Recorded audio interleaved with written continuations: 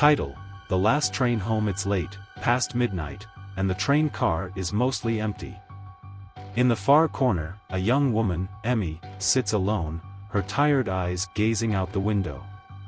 Her briefcase rests beside her, and she leans back in her seat, listening to the soft hum of the train's engine as it cuts through the night. Her mind drifts as she looks out at the blurred city lights, barely visible in the distance. A long day at work has worn her thin, but now all she wants is to get home, climb into bed, and forget about the demands of the world. The train is quiet, almost eerily so, as if it were in some sort of suspended animation.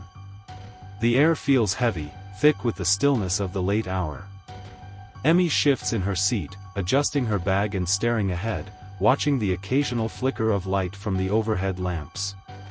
Her tired eyes drift slowly toward the reflection in the window. For Emmy, it was nothing out of the ordinary. She had taken this train countless times before, the route familiar, the faces mostly the same. There was nothing that would suggest tonight would be any different. Yet, when she glanced at the window beside her, a chill ran down her spine. What she saw there, reflected in the glass, was something she could not explain. At first, Emmy doesn't think much of it. The reflection in the window is slightly distorted, but that's normal. Train windows aren't exactly mirrors, after all. But something catches her attention. In the glass, she sees the reflection of an elderly woman sitting across from her. Her face is wrinkled, lined with age, but her eyes are wide open, staring at Emmy with an intensity that sends a cold shiver down her spine. Emmy blinks, unsure if she's seeing things due to exhaustion. She glances over her shoulder quickly, only to find the seat across from her empty.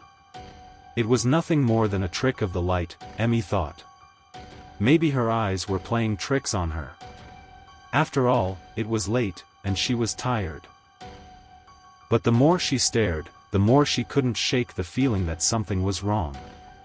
The elderly woman's reflection remains in the window, staring directly at Emmy with an intensity that makes her skin crawl.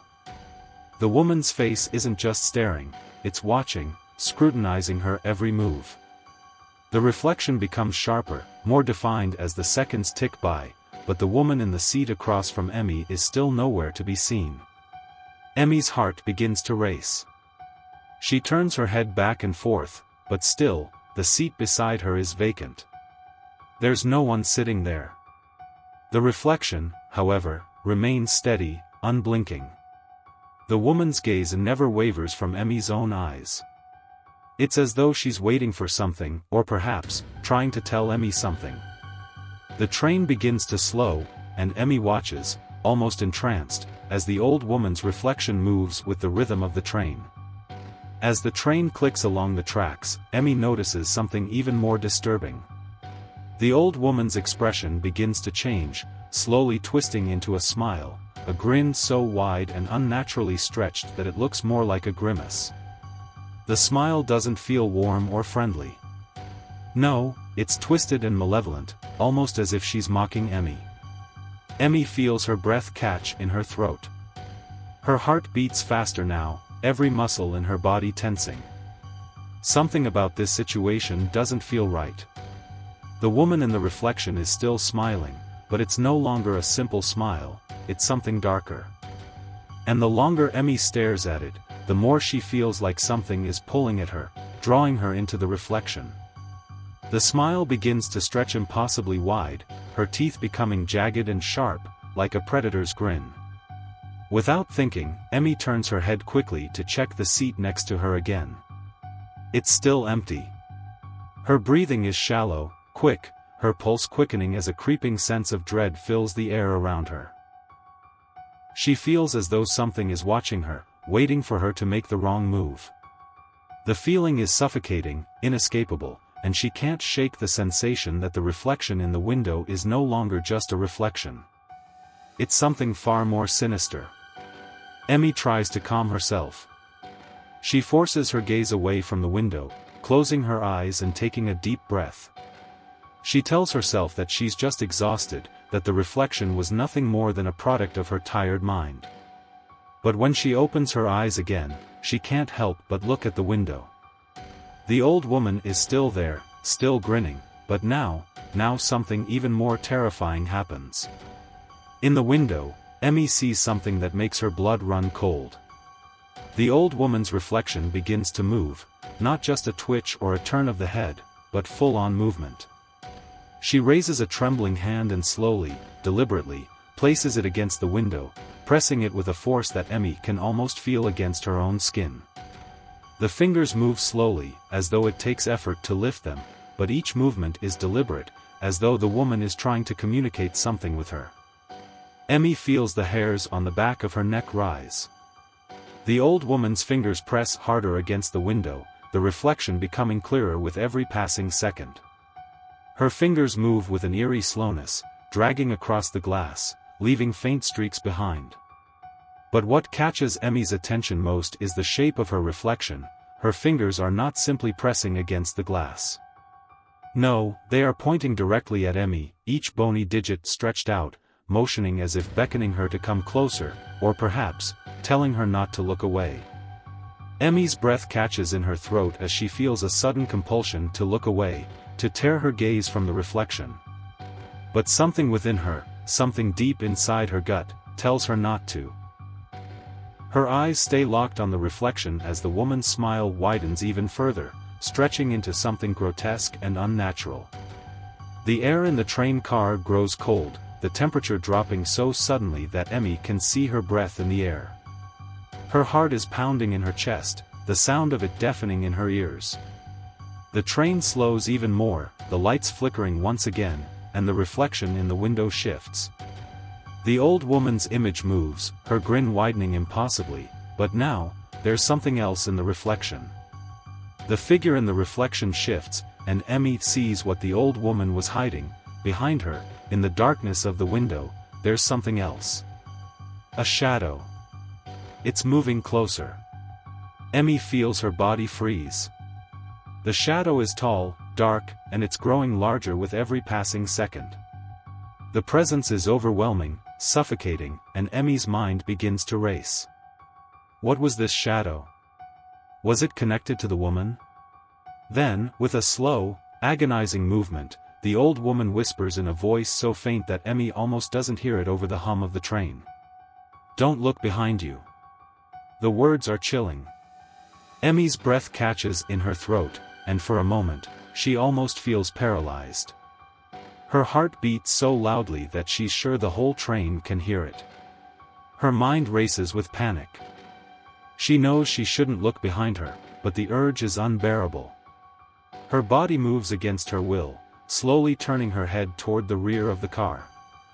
Narrator's voice, the seconds feel like hours as Emmy turns, her body moving with an almost mechanical slowness. The shadows stretch long across the floor of the train, and her heartbeat quickens with every inch she turns. She knows something is wrong. She knows she shouldn't look. But her curiosity, her fear, drags her head around, until she's facing the back of the train car. There's nothing. Nothing but empty seats and the dim glow of the flickering lights above. The back of the train is completely empty.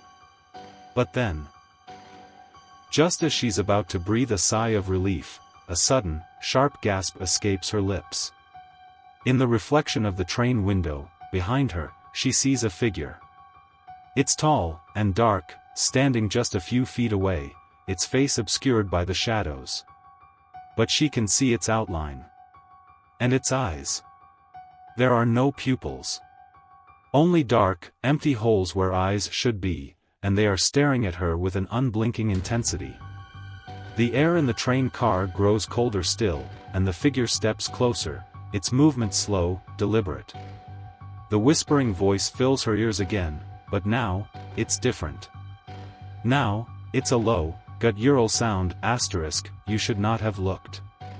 Emmy jumps from her seat, her heart hammering in her chest as she stumbles toward the door of the train car, desperate to escape whatever dark force is lurking in the shadows. She can feel the oppressive weight of the figure behind her, and though she doesn't dare look back, she knows it's getting closer, its presence filling the small space. The train rattles on through the night, but for Emmy, it might as well be moving through a world that no longer exists. She knows that the train ride home won't be the same again. And as she clutches the door handle, she wonders if she will ever make it home. Or if, perhaps, she's already gone beyond the world she once knew. The train disappears into the darkness, the last sounds of the clicking wheels echoing into the void. And somewhere, in the shadows of the night, the figure waits. Title: The Weeping Bride. The wind howled through the narrow paths of the coastal cliffs, the waves crashing violently against the jagged rocks far below. A photographer named Hiroshi stood at the edge, his camera in hand, staring out into the horizon. The setting sun bathed the cliffs in a warm orange hue, and for a moment, he felt at peace. This was the perfect spot, far from the city, where the world felt quieter, the ocean stretching out into infinity. Hiroshi loved capturing nature in all its raw beauty, the endless vastness of the sea, the untamed cliffs, and the way the sunlight danced on the waves. But tonight, there was something else in the air, something far more unsettling. Hiroshi had heard the legends of the coastal cliffs. A tragic tale that had been whispered among the locals for generations. They spoke of a bride, dressed in white, who had leapt to her death from the cliffs many years ago, her heart broken by betrayal on what should have been the happiest day of her life. It was said that on certain nights, if you stood in the right place and listened closely, you could hear her mournful sobs carried on the wind, the echoes of her grief forever etched in the very air of the cliffs. At first, Hiroshi hadn't paid much attention to the story. He was a skeptic, a man of logic, and he had always believed such tales to be nothing more than the imagination of people desperate to make sense of tragedy. But tonight, as he stood there on the cliff's edge, he felt an undeniable chill in the air. Something was wrong. The wind felt heavier, colder, as though the ocean itself had deepened into some dark, unfathomable place. As the last rays of sunlight faded from the sky, the sea darkened, and the air grew thick with an eerie quiet.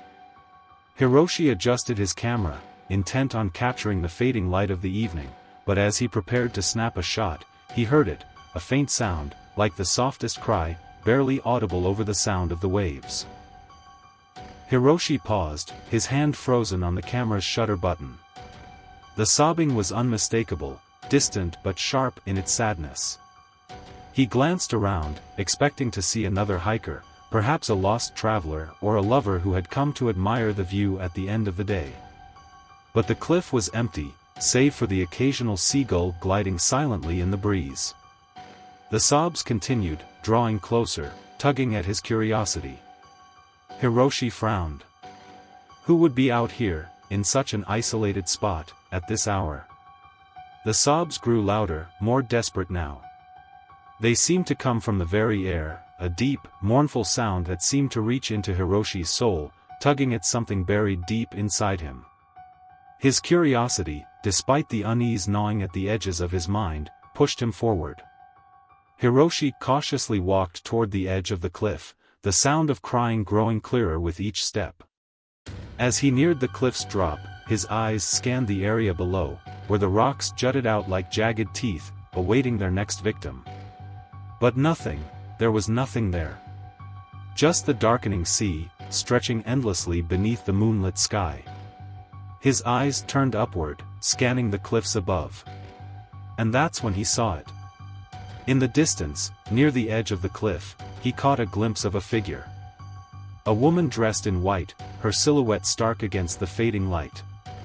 She stood motionless, facing the vastness of the sea, her body slightly hunched forward as though she were overcome with grief. The sound of her sobbing was unmistakable now, and Hiroshi's heart skipped a beat. He instinctively raised his camera, the lens focused on the figure as he zoomed in. Something about her presence stirred a strange sense of dread deep within him, and he hesitated for a moment, questioning whether he should approach. But before he could second-guess himself, his feet moved of their own accord, carrying him closer to the figure. Hiroshi's steps were hesitant, each one weighed down by the heavy atmosphere surrounding him. The sobbing woman, bathed in the faint glow of the moonlight, seemed oblivious to his presence.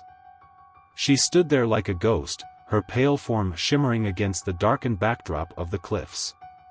The closer he got, the more he felt an overwhelming sense of grief and sorrow emanating from her, as if the very air around her was thick with loss. As Hiroshi neared the figure, he saw her hands trembling at her sides. The sobbing was growing louder, more erratic, as though she were being consumed by her own sorrow. He was only a few feet away now, the woman's form so close he could feel the dampness of the night air clinging to his skin. The camera still hung at his side, but he was too transfixed by the sight of her to take another photograph. The figure's hair, long and unkempt, drifted in the wind, and her white gown billowed out around her like a cloud.